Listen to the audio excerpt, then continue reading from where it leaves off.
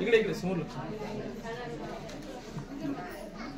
तो हार घ्या बाबासाहेब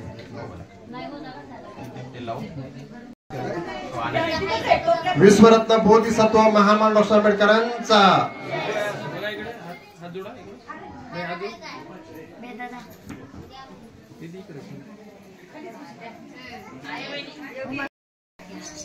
डॉक्टर बाबासाहेब आंबेडकरांचा डॉक्टर बाबासाहेब आंबेडकरांचा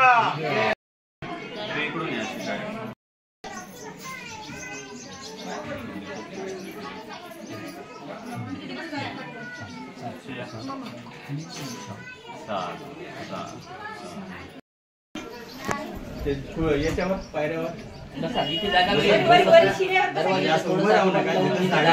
बसा खाली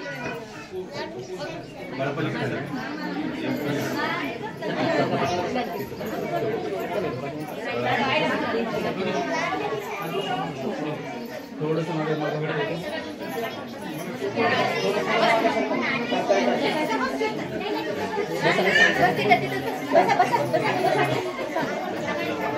आता जिथं बसता आलं तिथं बसा, बाहेरच आता मध्ये नाही येणार. जिथं बसता आलं तर बसा. हे आवाज बाहेर येते, काय अडचण नाही.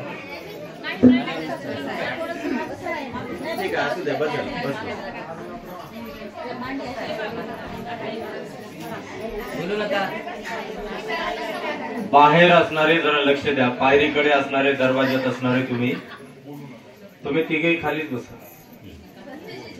इकडं जाऊन बसा आतमध्ये जा. भगवान बुद्ध असं सांगतात, निरोगी असताना आलिशान बसलेल्या लोकांना उपदेश करू नका. मग तुम्ही बसा तसं सांगा ना. निरोगी असताना पोटा सुटात असलेल्यांना उपदेश करू नका असं बुद्ध सांगतात, कारण त्याच्या अंगात अहंकार राहतो. काही आता बसा, 10-15-20 मिनिटं बसा. दरवाज्यात कोण आहे उभे राहिलेले? बसा तुम्ही खाली, नाही तर बाहेर जा.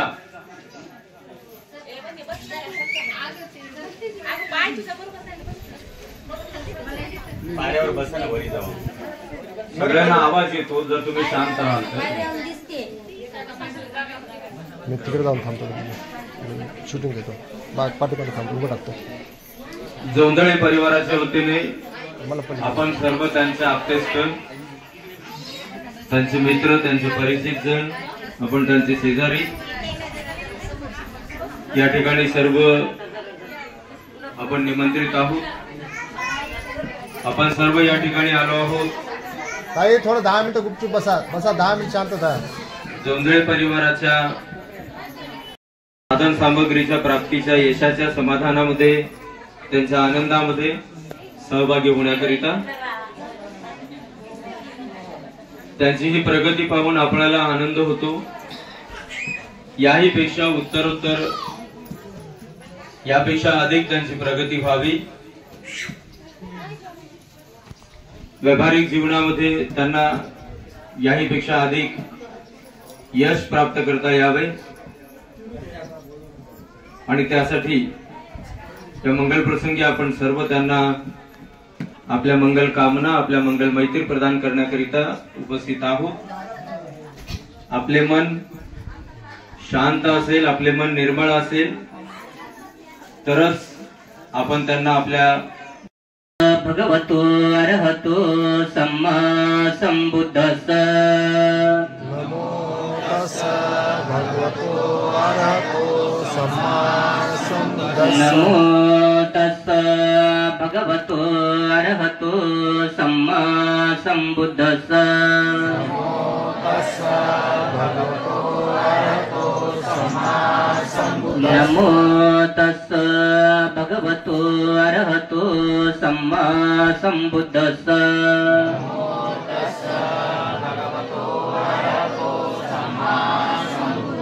बुद्धं शरणं गच्छामि.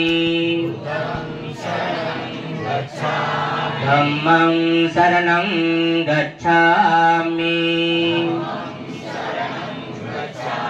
संघं शरणं गच्छामि.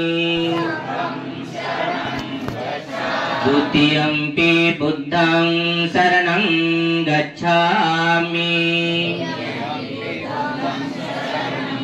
तृतीयम्पि धम्मं शरणं गच्छामि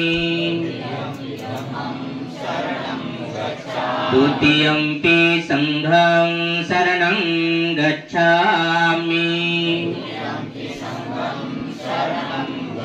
तृतीयम्पि बुद्धं शरणं गच्छामि तृतीयम्पि धम्मं शरणं गच्छामि तृतीयम्पि संघं शरणं गच्छामि शरणगमनं सम्पूर्णं पाणातिपाता वैरमणि सिक्खापदं समादयामि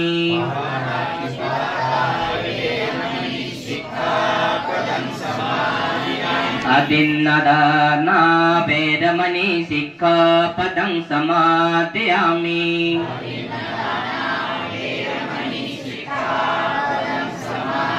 कामेषु मिच्छाचारा वैरमणि सिक्खापदं समादयामि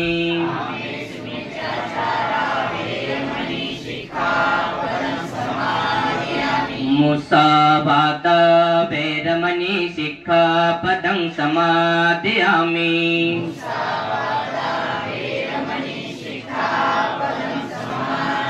दुरामेरयमज्जपमादट्ठाना वैरमणि सिक्खापदं समादयामि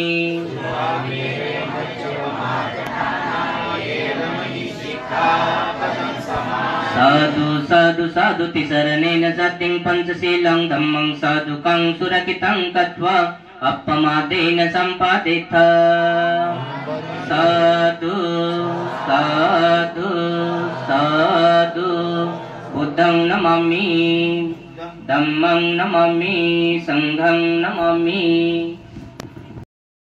साधु साधु स्वाख्यातो दक्षिणेयो अंजलिकरणीयो अनुत्तरं पुण्यक्षितं लोकस्याति घनसारपदित्तेन दीपेन सब्बं सब्बठाने सुपतिष्ठितं शारीरिकधातु महाबोधि बुद्धरूपं सकलं सदा यस्य मूले नमस्सामि बोधिराचानमोऽस्तु ते तन्नं करो महावीरो मेघं करो महायशो शरणं करो लोकहितो दीपं करो ज्योतिन्दरो कुण्डन्यो जनपामुखो मंगलो पुरिसासभो सुमनो सुमनो धीरो रेवतो रतिभट्टुनु शोभितो गुणसम्पन्नो अनुमदस्सी जनोत्तमो पदुमूलोकपज्योतो नारदो वरसारथि पदुमुत्तरो सत्तसारो सुमेधो अग्गपुग्गलो सुजातो सब्बलोकगोपीयदस्सी नरासभो अत्थदस्सी कारुणिको धम्मदस्सी तमोनुदो सिद्धत्थो असमो लोके तिस्सो वरद संवरो पुस्सो वरद संबुद्धो विपस्सी च अनुपमो सिखी सब्बहितो सत्ता वेस्सभो सुखदायको कक्कुसन्धो सत्थबाहु कोणागमनो रनञ्जहो कස්සपो सिरिसम्पन्नो गौतमो सख्यपुङ्गवो तेषां सच्चेन शीलेन कन्तिमित्तबलेन च तेऽपि त्वम् अनुरक्षन्तु आरोग्येन सुखेन च। पुरद्धिमेन धतरट्टो दक्षिणेन विरुल्लको पश्चिमेन विरूपक्षो कुबेरो उत्तरं दिशं। चत्तारो ते महाराजा लोकपाला यशस्विनो तेऽपि तुम्हेऽनुरक्षन्तु आरोग्येन सुखेन च। इद्धिमन्तो च ये देवा वसन्ता इदशासने तेऽपि त्वम् अनुरक्षन्तु आरोग्येन सुखेन चाति। साधु साधु साधु ये सन्ता सन्तचित्ता ते शरणशरणायत्त लोकन्तरेव भुम्मा भुम्मा च देवा गुणगणगणा व्यावटा सब्बकालम्। एते आयन्तु देवा वरकणकमयी मेरुराजे वसन्तो सन्तो सन्तोषहेतुं मुनिवरवचनं श्रोतुमग्गं समग्गम्। सब्बेषु चक्रवालेषु यक्षा देवास ब्रह्मणो यम् अम्मेकतं पुण्यं सब्बसम्पत्तिसाधकम्। सब्बे तम् अनुमोदित्वा समग्रा शासने रता प्रमादरहिता हन्तु आरक्षासु विशेषतो। शासनस्य च लोकस्य बुद्धि भवतु सर्वदा शासनं ते च लोकं च देवा रक्षन्तु सर्वदा। सद्धिं हन्तु सुखी सब्बे परिवारे हि यत्तनु अनिघा सुमना हन्तु सह सब्बे ज्ञातिभिः। राजतो वा चोरतो वा मनुष्यतो वा अमनुष्यतो वा अज्ञेतो वा उदकतो वा पिशाचतो वा खाणुकतो वा कंटकतो वा नक्षत्तो वा जनपदरोगतो वा असद्धम्मतो वा असन्दिष्टितो वा अस्सपुरीसतो वा चंड हत्ती अस्मिग गोण कुकुर अहिविच्छिक मणि सप्पदिपि अक्षतरच्छ सुकर महिषयक्खरक्ख सादिः। नाना भयतो वा नाना रोगतो वा नाना उपद्रवतो वा सब्बे आरक्षं गण्हन्तु। साधु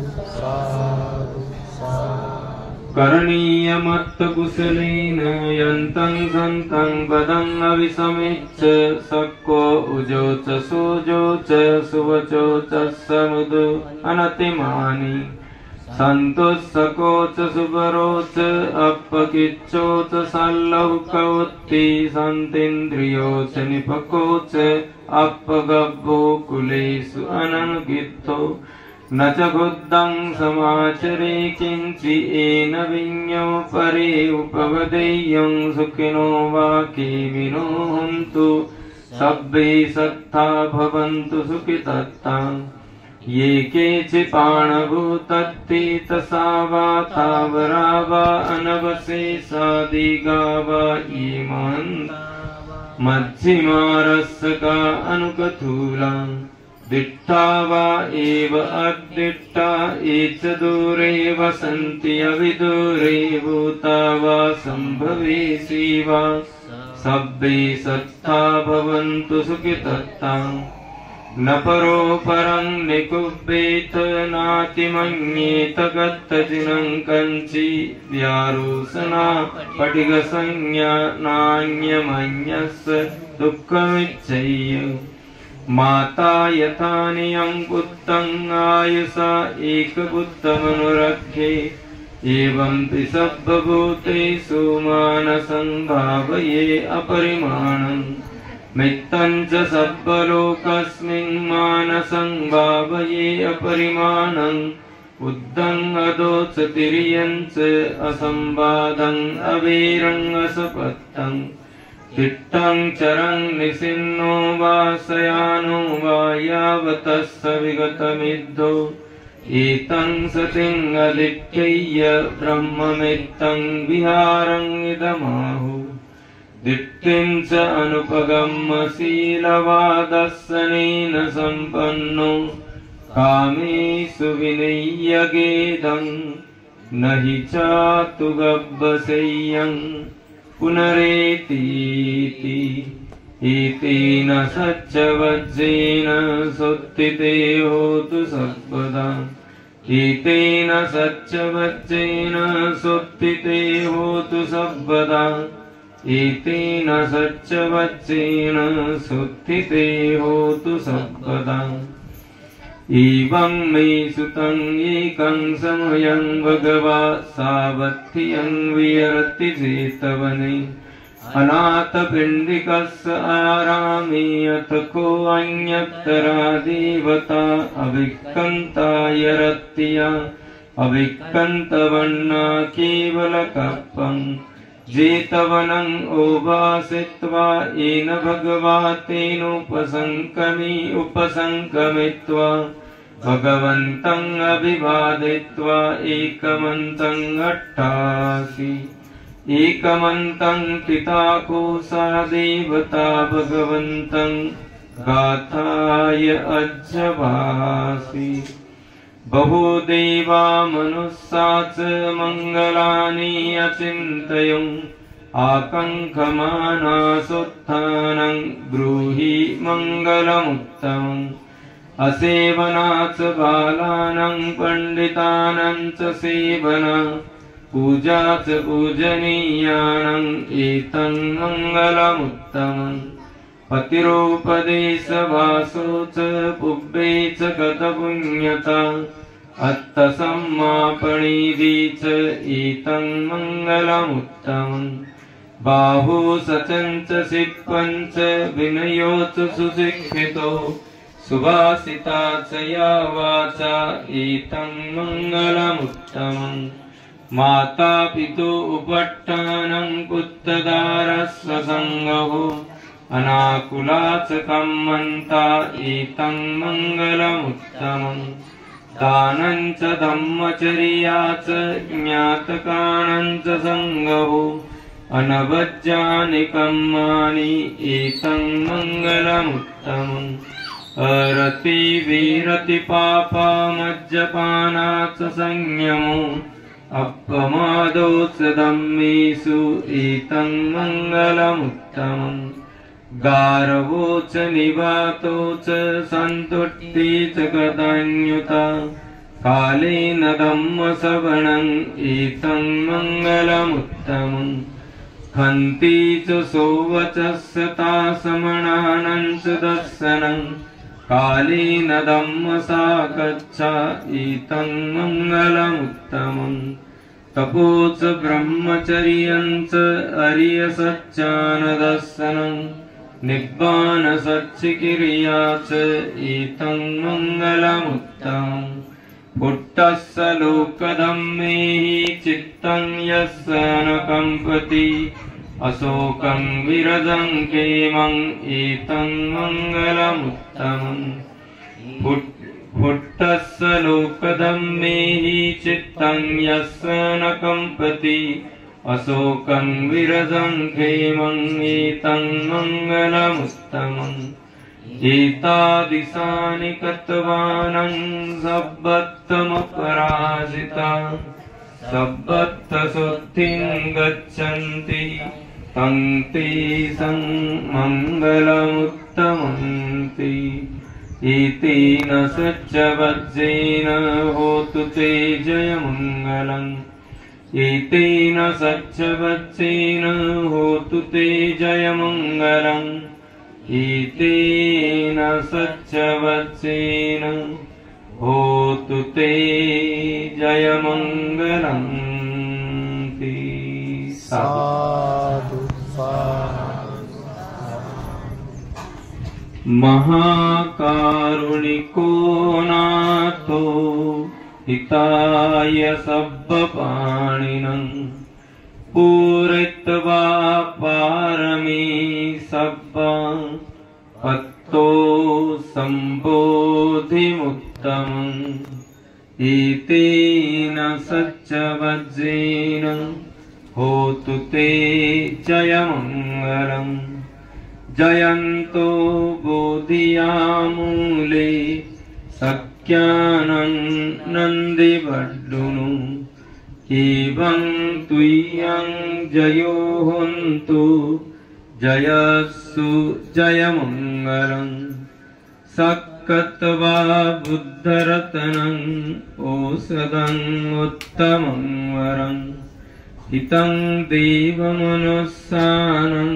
बुद्धतेजेन सुत्थिना न सन्तु बद्धवा सभ्यं परिलाहुपशमनं धम्मतेजेन सुत्थिना न सन्तु बद्धवा सभ्ये भया उपशमन्तु ते सक्कत्वा सङ्घरतनं औषधं उत्तमं वरम् आहुनेयं पाहुनेयं सङ्गतेजेन सुत्थिना न सन्तु बद्धवा सभ्ये रोगा उपशमन्तु ते नक्षत्रयक्षभूतानां पापग्रह निवारणं परित्तस्सानुभावेन हन्तु सभ्ये उपद्रवे यं दुर्निमित्तं अवमङ्गलं च यो चामनापोषकुणस्व शब्दो पापग्रहो दुःस्विनङ्गकन्तं बुद्धानुभावेन विनाशमन्तु यं दुर्निमित्तं अवमङ्गलं च यो चामनापोषकुणस्व शब्दो पापग्रहो दुःस्विनङ्गकन्तं धम्मानुभावेन विनाशमन्तु यं दुर्निमित्तं अवमङ्गलं च यो चामनापोषकुणस्व शब्दो पापग्रहो दुःस्विनङ्गकन्तं संघानुभावेन विनाशमन्तु। साधु साधु साधु। दुःखपत्ताच निदुःखा भयपत्ताच निर्भया शोकपत्ताच निशोका हन्तु सभ्येऽपि पाणिनो एतावता च मेहि संवदं पुण्यसम्पदं सभ्ये देवा अनुमोदन्तु सब्बसम्पत्तिसिद्धियां दानं ददन्तु श्रद्धाय शीलं रक्षन्तु सर्वदा भावनाभिरता हन्तु गच्छन्तु देवतागताम् सभ्ये बुद्धा बलपत्ता पच्चेकानं च यंवलं अरहन्तानं च तेजेन रक्षं वन्दामि सब्बसु आकाशट्ठा च बुम्मट्ठा देवानागामहिद्विका पुण्यन्तं अनुमोदित्वा चिरं रक्षन्तु लोकशासनम् आकाशट्ठा च बुम्मट्ठा देवानागामहिद्विका पुण्यन्तं अनुमोदित्वा चिरं रक्षन्तु देशनम् आकाशट्ठा च बुम्मट्ठा देवानागामहिद्विका पुण्यन्तं अनुमोदित्वा चिरं रक्षन्तु त्वं परन्ति। साधु साधु साधु। भगवान बुद्ध, तथागतांचा सद्धम्म, तथागतांचा श्रावक संघ या तीन रत्नाला विनम्र अभिवादन। विश्वरत्न बोधिसत्व परमपूज्य डॉक्टर बाबासाहेब आंबेडकर यांच्या महान धम्म क्रांतीला संपूर्ण आयुष्य समर्पण। या ठिकाणी जोंधळे परिवारामध्ये सन्मानपूर्वक निमंत्रित केलेले पूज्य भिक्खू विनयभोजी प्रियजी महातेरो यांनाही विनम्र अभिवादन. सर्व जोंधळे परिवार, सर्व ज्ञातिगण, उपासक उपासिकांनो, आज या ठिकाणी अनिलजी जोंधळे यांच्या या निवासाचं गृहप्रवेश पूजनीय भिक्खू संघ आणि आपल्या सर्वांच्या उपस्थितीमध्ये संपन्न होत आहे. आपण नवीन घर म्हटल्याच्या नंतर सर्व आपले ज्ञातिगण नक्की निमंत्रित करतो. सर्व ज्ञातिगण आणि सर्व जोंधळे परिवार या निवासामध्ये सर्वांना आयु, आरोग्य, सुख आणि बल्लाभो अशा प्रकारची मंगलकामना व्यक्त करून अधिक बोलणार नाही. तेव्हा मी पुढे पूज्य भिक्खू विनयभोजीजी महातेरो यांना आपल्या सर्वांना धम्म देण्यासाठी माईक सोपवतो. सर्वांचं मंगल हो, सर्वांचं मंगल हो. साधू साधू साधू. हा तुमचा ग्रस्त आणि गृहिणींचा धर्म आहे, तुमचा तो स्वभाव आहे.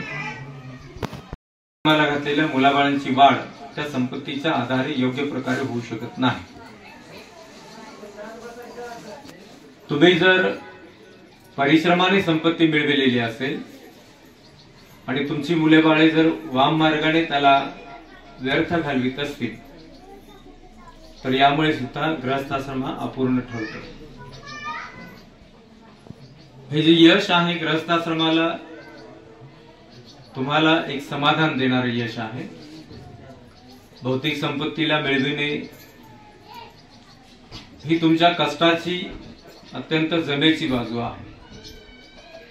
भगवान बुद्धांनी अथवा बाबासाहेब आंबेडकरांनी कधी दारिद्र्याची प्रशंसा केली नाही, पण जी संपत्ती तुम्ही मिळवाल ती संपत्ती तुमच्या प्रामाणिक कष्टाच्या बळावर मिळवलेली असावी.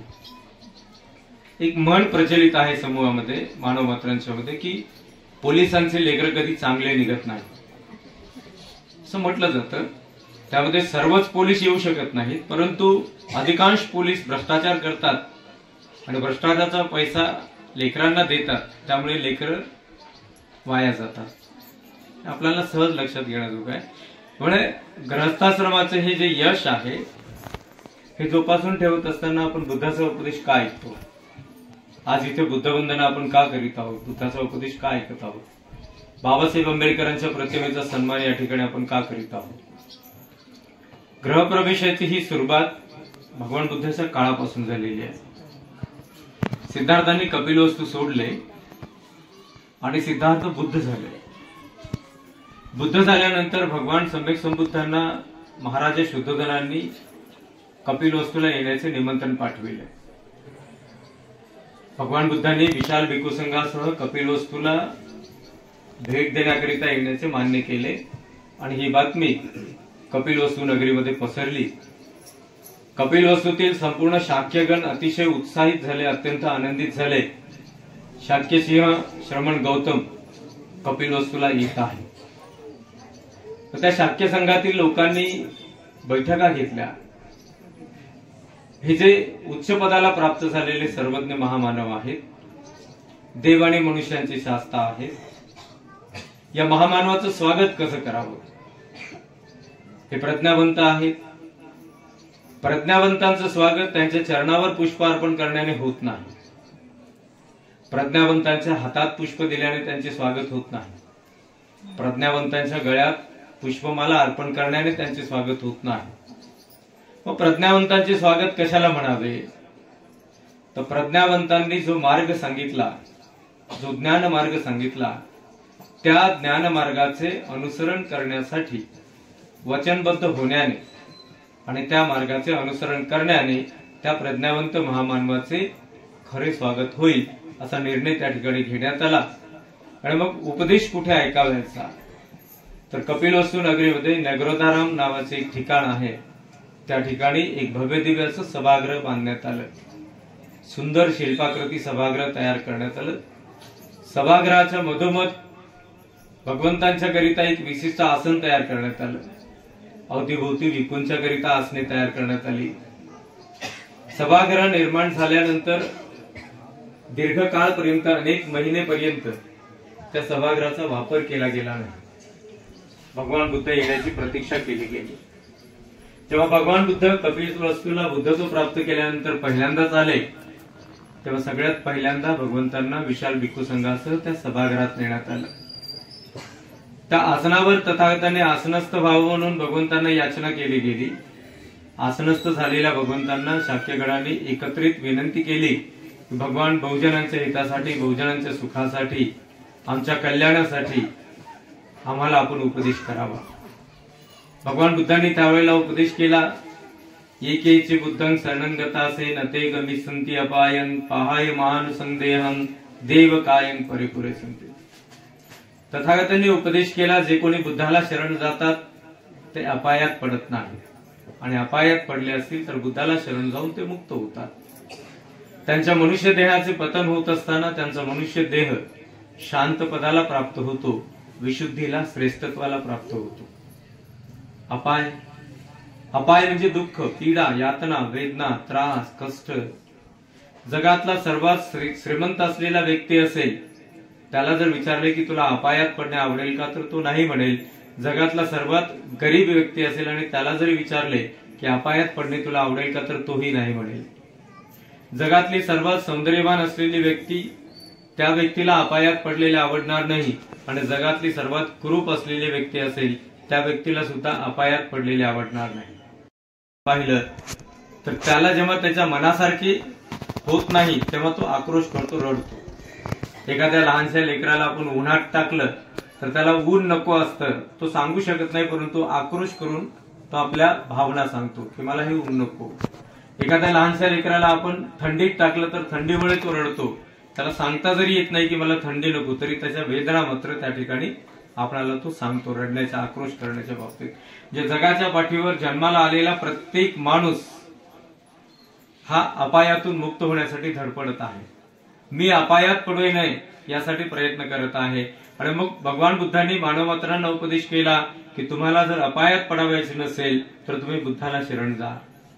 अपायात पडले असाल तर बुद्धाला शरण जा, म्हणजे तुम्ही अपायातून मुक्त व्हाल. यामध्ये चमत्कार नाही. बुद्धाला शरण गेले म्हणजे अपायातून मुक्त व्हाल असा चमत्कार नाही. तो बुद्धाला शरण जाणे म्हणजे काय, बुद्धत्वाचे जे गुण आहे, बुद्धांनी ज्या धम्माचं अनुसरण केलं त्या धम्माचं तुम्ही अनुसरण करा. बुद्ध सर्व प्रकारच्या अपायातून मुक्त आहेत, आणि बुद्धाचं अनुसरण तुम्ही कराल तर तुम्ही सुद्धा अपायातून मुक्त व्हाल. कारण बुद्ध आपल्याला कर्म करण्याचा मार्ग सांगतात. तुम्ही किचन आतपंग अख्खा तारो तथागतो. बुद्ध असं सांगतात की माणसांनो, तुम्हाला कर्म करायचं आहे. जर तुम्ही कर्म केलात तर तुम्ही स्वतःला तारून नेऊ शकाल. तुम्ही जर कर्मच करणार नाहीत तर बुद्ध सुद्धा तुम्हाला तारून नेण्यासाठी येणार नाही. भगवान बुद्ध माणसांना सचेत करतात. भगवान बुद्ध माणसांना सावधान करतात. भगवान बुद्ध माणसांना त्याच्यातल्या माणूसपणाचं दर्शन घडवून देतात. तथागतांचा हा उपदेश त्या सभागृहामध्ये तिथे शाक्यगणाने ऐकला. काही काळ भगवंतांनी विशाल भिक्खू संघासह तिथे वास्तव्य केले. भगवान बुद्ध आणि भिक्खू संघ तिथून निघून गेले. त्यानंतर त्या सभागृहाचा वापर केला गेला, परंतु केवळ उपदेश ऐकण्यासाठी. त्यावेळेला जे बुद्ध धम्म आणि संघाचे अनुयायी होते, त्या घटनेनंतर ज्यांनी ज्यांनी नव्याने एखादी इमारत निर्माण केली तर त्या इमारतीचा उपभोग घेण्याआधी, त्यामध्ये प्रवेश करण्याआधी तथागतांचा उपदेश त्यांनी ऐकणे सुरू केले. First impression is last impression असं म्हटलं जातं. कोणत्याही गोष्टीचा पहिला प्रभाव हा अंतिम ठरला पाहिजे, तरच ती गोष्ट आपल्या हाती लागली याचा परिपूर्ण आनंद आपल्याला मिळू शकतो. आणि मग तेव्हापासून ते आज तागायत नव्याने जर एखादी भौतिक संपत्ती तुम्ही हस्तगत केली, नव्याने एखादे यश मिळविले, तर तुम्ही आनंदित असाल, तुम्ही प्रसन्न असाल. प्रसन्नतेच्या भरात तथागतांचा उपदेश ऐकला तर मृत्यूपर्यंत तथागतांच्या त्या उपदेशाचे प्रतिबिंब आपल्या मनावर कायमस्वरूपी राहते. भगवान बुद्धाच्या उपदेशाचा उद्देशच आहे माणसामध्ये असलेल्या माणूसपणाला जागविणे आणि माणसामध्ये असलेल्या माणूसपणाच्या श्रेष्ठत्वाला उजागर करणे. म्हणजे मग आपल्यामध्ये जे माणूसपण आहे ते माणूसपण आपल्याला जागवता येईल, आपल्याला ते श्रेष्ठत्वाकडे नेता येईल. यासाठी म्हणून आपण आज या ठिकाणी तथागतांचा उपदेश ऐकत असतो. भगवंतांच्या उपदेशामध्ये पाली भाषेत सुत्त देशनेमध्ये आपण ऐकलं, बुद्ध या संदर्भात असं सांगतात की लोकधर्म जे आहेत ते माणसाला विचलित करतात. लोकधर्म माणसाला अशांत करतात. लोकधर्मामुळे माणूस पश्चाताप करतो. लोकधर्म 8 प्रकारचे आहेत असं बुद्ध सांगतात. लाभ, हानी, यश, अपयश, निंदा, प्रशंसा, सुख आणि दुःख. सामान्य माणसे, सामान्य म्हणजे गरीब किंवा ग्रामीण भागातली किंवा अशिक्षित नाही, सर्वात श्रीमंत असून, सौंदर्यवान असून, सुशिक्षित असून, उच्च पदावर असून धम्मतत्व जाणत नाहीत, त्याला बुद्ध सामान्य म्हणतात. सामान्य माणसाच्या बाबतीत बुद्ध असं सांगतात, लाभ झाला म्हणून, यश मिळाले म्हणून, प्रशंसा झाली म्हणून किंवा सुख लाभ झाला म्हणून सामान्य माणसे भारावून जातात, अहंकारी होतात. भारावून गेल्यामुळे, अहंकारी झाल्यामुळे त्यांना जे मिळाले होते किंवा त्यांनी जे मिळविले होते त्याचा तो यथायोग्य उपभोग घेऊ शकत नाही. भगवान बुद्ध असं म्हणाले की तुम्हाला जे मिळालं आहे, तुम्ही जे मिळविलेलं आहे, स्थिर होऊन समता भावनेने तुम्ही त्याचा उपभोग घ्या आणि जे मिळाले किंवा मिळविले त्याही पेक्षा अधिक मिळवा, त्याला विकसित करा. हानी झाली, अपयश आले, निंदा झाली किंवा दुःख झाले म्हणून पश्चाताप करू नका, खच्ची होऊ नका. त्यापेक्षा तुम्ही परिवारजन एकत्र बसा, सर्व कुटुंबीय एकत्र बसून सर्वांनी मिळून त्यावर विचार मंथन करा, चर्चा करा की आपल्या कुटुंबात आपल्या वाट्याला ही हानी, हे अपयश, ही निंदा, हे दुःख का आणि कसे आले. त्याची कारणे तुमच्या नातलगांना माहीत नसतील, तुमच्या शेजाऱ्यांना माहीत नसतील, तुमच्या दोस्त मित्रांना माहीत नसतील. ती कारणे तुम्हा परिवारजनांना ठाऊक असतील, पण तुम्हा संपूर्ण कुटुंबियांना ती कारणे जर गवसली तर सर्वांनी मिळून असा दृढ निश्चय करा की यापुढे आपण सर्व मिळून अशी सावधानता बाळगली पाहिजे की यानंतर आपल्या परिवारात कोणत्याही प्रकारची हानी, कोणत्याही प्रकारचे अपयश, कोणत्याही प्रकारची निंदा किंवा कोणत्याही प्रकारचे दुःख आपल्या वाट्याला येणार नाही.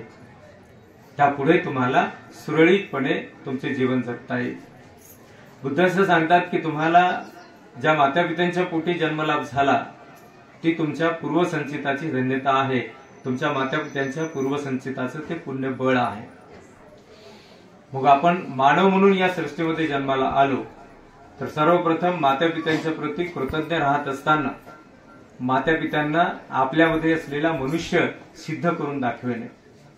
जोपर्यंत आपले मातापिता हयात असतील तोपर्यंत आपल्यामध्ये माणूसपण आहे, माझ्या मनुष्यत्वामध्ये श्रेष्ठता आहे, हे आपण आपल्या मातापित्यांना निदर्शनास आणून दिले तर मातापित्यांना त्यांच्या उत्तरार्धामध्ये, त्यांच्या अंतिम अवस्थेत आपल्याबद्दल अभिमान वाटतो की आपण धन्य ठरलो, या मुलास आपण जन्म घातला, आपण धन्य ठरलो, या मुलीस आपण जन्म घातला. मनुष्यत्वाचा जन्मलाभ होणे ही बाब दुर्मिळ आहे, दुर्लभ आहे. भगवान बुद्ध असं सांगतात, मातापित्यांची तुम्ही सेवा करा. मातापिता हयात असताना तुम्ही त्यांचा मान सन्मान करा, जीवनभर त्यांचे भरण पोषण करून त्यांचा आदर सत्कार करा. भगवान बुद्ध असं का सांगतात? बुद्ध असं सांगतात की मातापित्यांच्या उपकारांची तुम्ही परतफेड करू शकत नाही. एक उपमा बुद्ध देतात की कोणी एखादा मनुष्य आपल्या एका खांद्यावर आईला आणि एका खांद्यावर वडिलांना घेऊन 100 वर्षापर्यंत त्यांना खांद्याच्या खाली उतरवत नाही, त्यांचे मलमूत्रही आपल्या अंगावर घेतो, एवढी सेवा करतो, तरी सुद्धा मातापित्यांच्या उपकारांची परतफेड करू शकत नाही, कारण त्यांनी या सृष्टीमध्ये श्रेष्ठत्वाचा मनुष्य जन्म आपल्याला प्रदान केलेला आहे. मातापित्यांच्या पश्चात त्यांच्या हयातीत त्यांनी धारण केलेले कुशल, त्यांनी संकलित केलेले कुशल संपादित करून त्याला विकसित करणे आणि मातापित्यांना आणि आपल्या वाडवडिलांना, आपल्या पूर्वजांना अर्पण करणे, समर्पित करणे, हे जिवंत असताना आपल्या हातून घडलेलं कार्य आपल्याला संतुष्टी प्रदान करणारं आहे. आपल्या कर्माचा संतुष्टीने स्वीकार करा असं बुद्ध सांगतात. जर तुम्ही संतुष्टीने आपल्या कर्माचा स्वीकार कराल तर जेथे कुठे तुम्ही निवास कराल तेथे तुम्हाला ब्रह्मविहार धारण करण्याची संधी मिळेल. ब्रह्म म्हणजे श्रेष्ठ आणि विहार म्हणजे राहणीमान. श्रेष्ठत्वाचे राहणीमान कशाला म्हणावे तर भगवंतांनी सांगितले, ज्यामध्ये मैत्री, करुणा, मुदिता आणि उपेक्षा या घटकांचा, या बाबींचा समावेश होतो.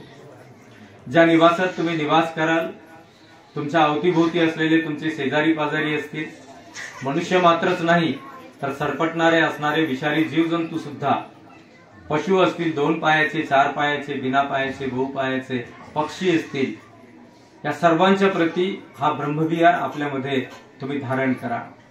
म्हणजे या जगात कोणीही तुमचा वैरी असणार नाही आणि तुमच्या निवासामध्ये कधीही कोणीही दुष्टचित्त घेऊन प्रवेश करणार नाही. एवढेच काय, बुद्धाच्या उपदेशामध्ये एवढं प्रचंड सामर्थ्य आहे, बुद्ध धम्माच्या अनुसरणामध्ये एवढं प्रचंड सामर्थ्य आहे की कितीही प्रचंड विषधारी सत्व तुमच्या प्रवेशद्वारात आला आणि तुम्ही जर या निवासामध्ये बुद्ध धम्माचं अनुसरण करणारे असाल, शील समाधी आणि प्रज्ञेमध्ये रमलेले असाल, तर कितीही प्रचंड विषधारी असलेला जंतू असेल तरी तो तुमच्या प्रवेशद्वारातून प्रवेश सुद्धा करत नाही, आणि प्रवेश केलाच तर तो विषाचाही प्रयोग करत नाही. यामध्ये चमत्कार नाही तर बुद्धत्वाचे बल आहे, बुद्धांनी सांगितलेल्या ब्रह्मविहाराचे बल आहे. म्हणजे आपणाला सुरक्षित राहायचे असेल तर आपण ब्रह्मविहार धारण केला पाहिजे. अधिकांश लोक असं करतात की ग्रह प्रवेशाला इमारत बांधली, घर बांधलं तर त्याला ते वास्तू शांती म्हणतात. वास्तू ही निर्जीव वस्तूने तयार झालेली आहे. रेती निर्जीव आहे, गिट्टी निर्जीव आहे, सिमेंट निर्जीव आहे, पाणी निर्जीव आहे, पण निर्जीव वस्तू अशांत होत नाही. हे निर्जीव पदार्थ कधी अशांत होत नाहीत. अर्थात या वास्तूला शांत करण्याचा प्रश्नच येत नाही, कारण या अशांतच नाही. मग अशांत कोण होतात? सजीव सृष्टीत असणारे सत्व अशांत होतात. सजीव सृष्टीत असलेल्या सत्वरूपांना शांत होण्यासाठी बुद्ध मार्ग सांगतात. पण घडतं भलतंच. आता येत असताना मी पाहिलं, पण आता मध्ये एकदा फिरून पाहू आपण, की कुणी लिंबू मिरची बांधतात घराला, कोणी ती दात काढलेली काळी बाहुली दरवाजावर बांधतात. मूर्खपणाचं लक्षण आहे. तशा प्रकारच्या विद्रूप असलेल्या आकृतीला पाहिल्यानंतर सज्जन माणसं तुमच्या घरी येणार नाही. सज्जन माणसं येतील का? तुमच्या दरवाजावर तसं एक भूत बांधलेलं असेल तर ते पाहून सज्जन लोक तुमच्या घरी येणार नाही. म्हणजे या घरावर हे भूत बांधलेलं आहे याचा अर्थ या घरात भूत राहतात. म्हणजे मग तुमच्या घरात भूत येतील, दुर्जन लोक येतील. दुर्जनांना दुर्जन प्रिय असतात, दुष्ट लोकांना दुष्ट लोक प्रिय असतात. त्यामुळे दुष्ट आकृतीकडे पाहिल्यानंतर सज्जन लोक तिथून दूर जातात आणि दुष्ट असणारे. बाबासाहेब आंबेडकरांच्या प्रतिमेचा सन्मान यावेळेला आपण करीत असतो. त्याचं कारण फार मोठं आहे. 80-90 वर्षाच्या पूर्वी आपल्या पूर्वजांच्या घराला भिंती नव्हत्या, त्यांच्या घरात ताटवाट्या नव्हत्या, अंथरूण पांघरूण नव्हते. आपले पूर्वज हातात तांब्या घेऊन सकाळच्या वेळेला शौचाला निघाले आणि सवर्णांनी जर पाहिले तर सवर्ण तांब्या फोडत असत, डोकं फोडून टाकत असत. तू अस्पृश्य आहेस, तुला पाणी कशाला पाहिजे.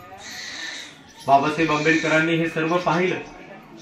बाबासाहेब आंबेडकर ईर्ष्याने पेटून उठले आणि बाबासाहेबांनी ठरवलं की ही परिस्थिती मला बंद करायची, बदलवायची. बाबासाहेब आंबेडकरांनी स्वतःचा जीव धोक्यात घातला. बाबासाहेब आंबेडकरांनी स्वतःचा जीव धोक्यात घालून एवढा प्रचंड संघर्ष केला. स्वतःची 4 लेकरं मृत्युमुखी पडली, पत्नीचा मृत्यू झाला. बाबासाहेब आंबेडकर थांबले नाही. बाबासाहेबांनी चळवळ कायम चालू ठेवली. बाबासाहेबांनी एवढा प्रचंड त्याग केला आणि म्हणून आज आपल्याला सुसज्ज जीवन जगण्याचे अधिकार मिळाले. छोट्यात छोटे यश जरी आपल्या हाती लागले तरी त्याचा उपभोग घेण्याच्या आधी आपण बाबासाहेब आंबेडकरांच्या कर्तृत्वाला ते अर्पण केले पाहिजे, तर आपल्यामध्ये कृतज्ञता असेल. आणि कृतज्ञ असलेला मनुष्य हा थोडक्यात सुद्धा संतुष्ट राहतो. कृतज्ञ असलेला म्हणजे बेईमान असलेला, त्याच्याकडे गाडाभर कितीही असू द्या, तो कधी संतुष्ट असू शकत नाही. म्हणून बाबासाहेब आंबेडकरांच्या प्रतिमेचा आपण यावेळेला सन्मान करतो. हे जे वैभव आपल्याला मिळत आहे किंवा आपण मिळवत आहोत, हे मिळविण्याचे अधिकारच बाबासाहेब आंबेडकरांच्या कर्तृत्वामुळे आपल्याला मिळतात. आणि म्हणून या वैभवाचा उपभोग घेण्याच्या आधी ते मिळालेले यश बाबासाहेबांच्या चरणावर आपण आधी अर्पण करत असतो. आपण ते केले पाहिजे, तर आपणाला ते भोगत असताना, त्याचा उपभोग घेत असताना संतुष्टी लाभत असते. या हेतूने इथे बाबासाहेब आंबेडकरांच्या प्रतिमेचा आपण सन्मान करीत आहोत. एकंदरीत गृहप्रवेशी ग्रहस्थाश्रमामध्ये असलेली संपत्ती मिळविण्याची ही बाब फार आनंदाची आहे. परंतु संपत्तीच्या बाबतीत बुद्ध असं सांगतात की संपत्ती ही भौतिक संपत्ती म्हणजे तुमचे सुख आणि तुमची प्रतिष्ठा नाही. भौतिक संपत्ती म्हणजे तुमची सुख आणि तुमची प्रतिष्ठा नाही. हा जगण्याचा आधार आहे, केवळ आधार आहे. जर समजा कोणी म्हणेल की माझी संपत्ती माझी प्रतिष्ठा आहे, माझं सुख आहे, आणि त्या माणसाची संपत्ती राजाने जप्त केली, याचा अर्थ असा होतो की त्याची प्रतिष्ठा जप्त झाली, त्याचे सुख जप्त झाले. जे जप्त होण्याजोगे आहे ते माणसाला आनंद देऊ शकत नाही. कोणी म्हणेल की माझी भौतिक संपत्ती म्हणजे माझी प्रतिष्ठा आणि माझं सुख आहे, आणि एखाद्या वेळेला चोराने जर संपत्ती चोरून नेली तर याचा अर्थ असा होईल की त्या मनुष्याचे सुख आणि त्याची प्रतिष्ठा चोरीला गेली, आणि मग जे चोरीला जाणार आहे ते आनंद देणार होऊ शकत नाही. कोणी म्हणेल की माझी भौतिक संपत्ती, माझी प्रतिष्ठा आणि माझं सुख आहे. कधी भौतिक संपत्ती नदीच्या पुरात वाहून जाते तर कधी अग्नीत जळून खाक होते. आणि मग जर अग्नीत जळून खाक होणारे असेल किंवा नदीच्या पुरात वाहून जाणारे असेल तर ते सुख असू शकत नाही, ती प्रतिष्ठा असू शकत नाही. मग मनुष्याची खरी प्रतिष्ठा आणि मनुष्यत्वाचे खरे सुख म्हणजे काय? भगवान बुद्धांनी त्याला अलंकार म्हटलंय, त्याला सौंदर्य म्हटलंय. मनुष्याला मनुष्यत्वाचे खरे सौंदर्य धारण करावायचे असेल तर मनुष्याने बुद्ध धर्मामध्ये रममाण झाले पाहिजे. जसं कोणी एखादी स्त्री, कोणी एखादा पुरुष आपल्या सौंदर्याला वाढविण्याकरिता कानात, नाकात, गळ्यात, हातात, बोटात, पायात असे वेगवेगळ्या प्रकारचे अलंकार धारण करतात आणि मग त्यांना असं वाटू लागतं की मी आता सुंदर दिसत आहे. परंतु हे सौंदर्य आज ना उद्या नष्ट होणार आहे. बुद्ध त्याला सौंदर्य म्हणतात, ते सौंदर्य निरंतरपणे मनुष्यत्वामध्ये राहणार आहे. एवढंच काय, मृत्यूनंतर सुद्धा मनुष्याच्या सौंदर्याचे ते अलंकार अनेकांना प्रेरणादायी ठरत असतात. ते सौंदर्य एखाद्या मनुष्याला धारण करता येते जो मनुष्य धम्मामध्ये रममाण झालेला असेल. शील, समाधी आणि प्रज्ञेमध्ये डॉक्टर बाबासाहेब आंबेडकरांनी सांगितलेला स्वाभिमान, बाबासाहेब आंबेडकरांनी दिलेला आदर्श जोपासण्याचा जो प्रयत्न करत असेल तर असाच मनुष्य जगाच्या पाठीवर मानव मात्रांच्या मध्ये सौंदर्यवान ठरू शकतो. आणि हे खरे सौंदर्य माणसाला प्रतिष्ठा मिळवून देऊ शकते. आणि या सौंदर्यामध्ये मनुष्याला संतुष्टीचा लाभ होतो आणि ती संतुष्टी म्हणजे मनुष्याचे खरे सुख होय. हे सुख आपणाला उत्तरोत्तर याही पेक्षा अधिक प्रकारचे लाभत राहू. तथागतांनी वर्णन केलेल्या सुखाचे अधिक आणि अधिक तुम्हाला मिळकत व्हावी, त्यासाठी तुमच्यामध्ये ते बल उत्पन्न व्हावे अशी मंगल कामना, मंगल भावना प्रयत्नानुभावे तुम्हा सर्व परिवारजनांच्या प्रती, तुम्हा सर्व उपस्थित जनांच्या प्रती, विश्वातील तमाम मानवमात्रांच्या प्रती, सृष्टीतील सबंध सत्वरूपांच्या प्रती सर्वांचे मंगल हो, सर्वांचे कल्याण हो, सर्वांचे जय मंगल.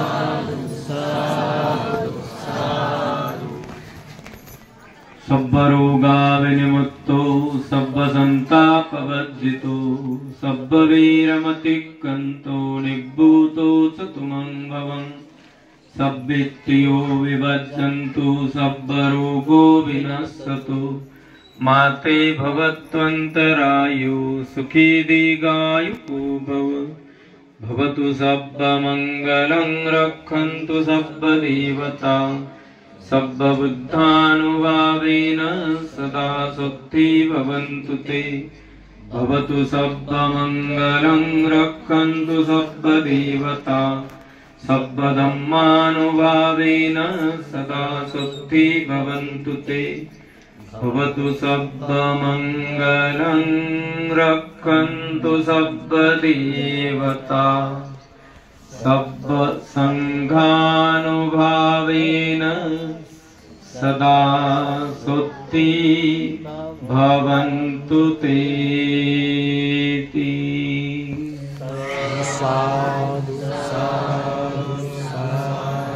साधु साधु साधु बुद्धं नमामि, धम्मं नमामि, संघं नमामि.